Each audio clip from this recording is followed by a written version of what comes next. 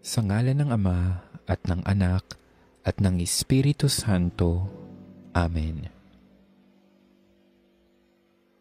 Panginoon, tulungan mo kami na maintindihan ang tunay na kahulugan ng kamatayan.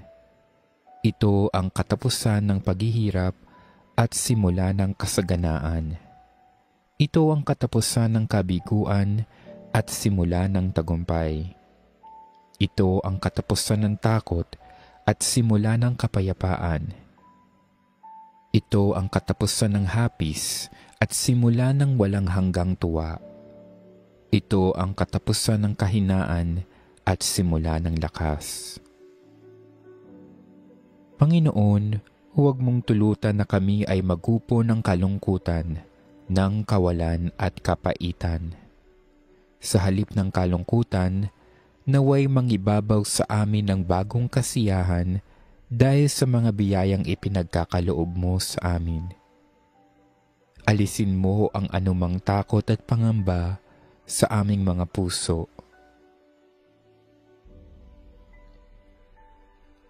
Panginoon, biyayaan mo kami ng iyong kabanal-banalang Espiritu upang maging gabay namin sa oras ng aming kalungkutan at pangungulila ngayon at sa mga darating pang mga araw.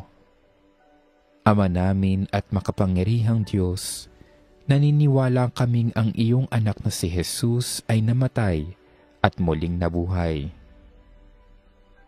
Ipinagdarasal namin ang pumanaw naming mahal sa buhay. Bigyan mo ng katuparan sa Kanya ang pananampalataya at pag-asa sa iyo, at dalhin mo siyang maluwalhati sa langit na tahanan upang maging maligayang kasama mo magpakailanman. Panginoon, nagpapasalamat kami sa lahat ng biyaya na ipinagkaloob mo sa yumao naming mahal sa buhay noong panahong siya ay nabubuhay pa. Idinadalangin namin na naway nakapagpuri at nakapagpasalamat siya sa buhay na ipinagkaloob mo sa Kanya. Panginoon, sana ay matuto kaming pangalagaan at pagyamanin ang buhay na ipinagkaloob mo sa bawat isa sa amin, na ang buhay namin ay maigsi at walang katiyakan. Naway patnubayan kami ng banal na Espiritu upang kami ay maging banal, matutong humingi ng tawad at magpatawad sa aming mga kasalanan. Matuto kaming magmahal sa aming kapwa at magpahalaga sa buhay na ibinigay mo sa amin. Idinarasal din namin sa iyo ang buong pamilya ng aming yumaong mahal sa buhay. Naway matanggap nila ang pagpanaw niya na may kapayapaan at pag-asa na siya ay kasama mo ngayon at ng mahal na Ama sa iyong tahanan.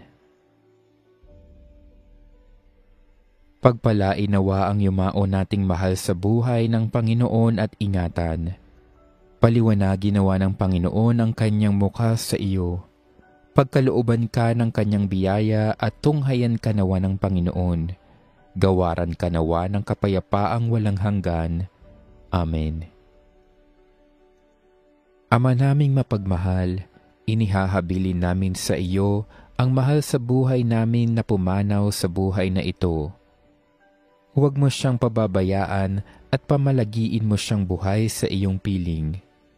Alang-alang sa iyong awa at pag-ibig, patawarin mo nawa ang kanyang mga pagkukulang at nagawang pagkakasala, dala ng kanyang kahinaan.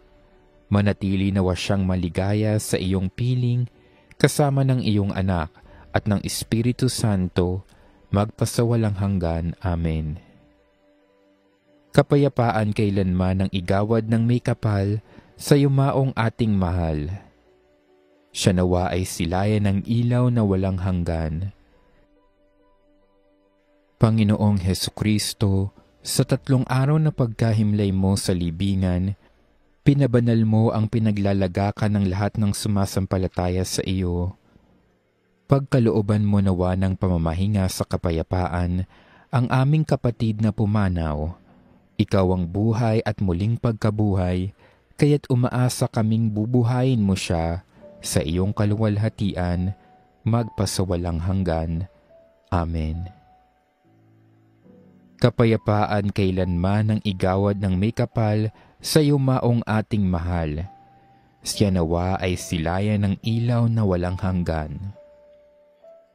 Panginoon, pakinggan mo ang aming panalangin, at naway ang aming samo ay iyo ring dinggin. Ama namin, sumasalangit ka, sambahin ang ngalan mo, mapasa amin ang kaharian mo, sundin ang loob mo, dito sa lupa para ng sa langit.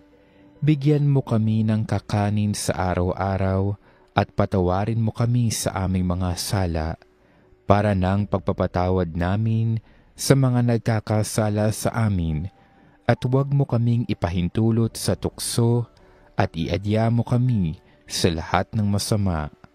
Amen. Aba, Ginoong Maria, napupuno ka ng grasya.